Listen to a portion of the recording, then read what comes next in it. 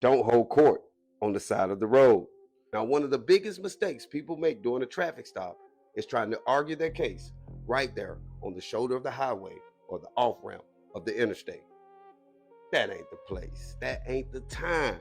Your first objective should always to be to get home. Keep your hands where they can be seen. Provide the documents you're legally required to provide. Stay calm and let the stop play out. If you believe your rights have been violated, there's a way to challenge that. But the side of the road, it just ain't it, bro. Now let's clear up one of the biggest misconceptions. Can an officer make you get out of the vehicle? Yes. During a lawful traffic stop, an officer can generally order the driver, and in many situations, the passengers, to step out the vehicle. Now, you may not like it, you may disagree, but refusing a lawful order usually creates more problems than it solves. Now, let's talk about implied consent, because a lot of people have heard the phrase, but very few know what it actually means. When you apply for a driver's license, you are also accepting certain legal conditions that come with the privilege of driving on public roads.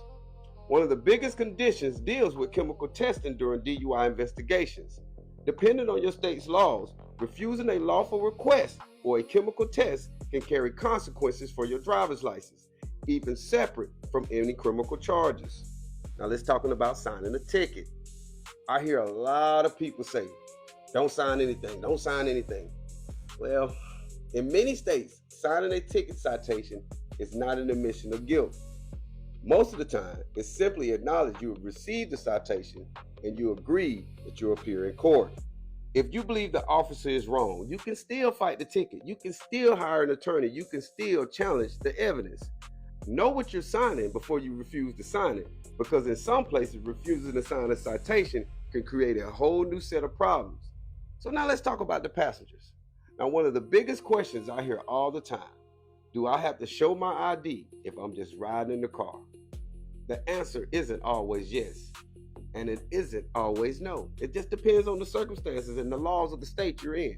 If you're simply a passenger and you're not suspected of committing a crime, there are many situations where you may not legally be required to identify yourself. There are exceptions, and every state has different laws. That's why it's important to know your state laws instead of relying on a 30-second social media clip.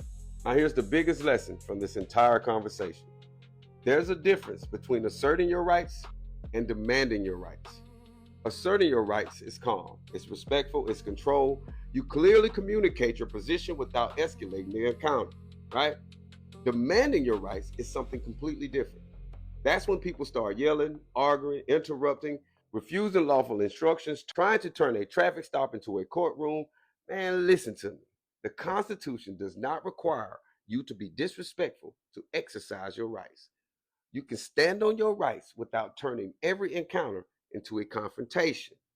And if you believe an officer crossed the line, preserve the rights. Get the body cam footage, get the dash cam footage, write it down, pull out your phone, hire an attorney if necessary. Take your fight before a judge.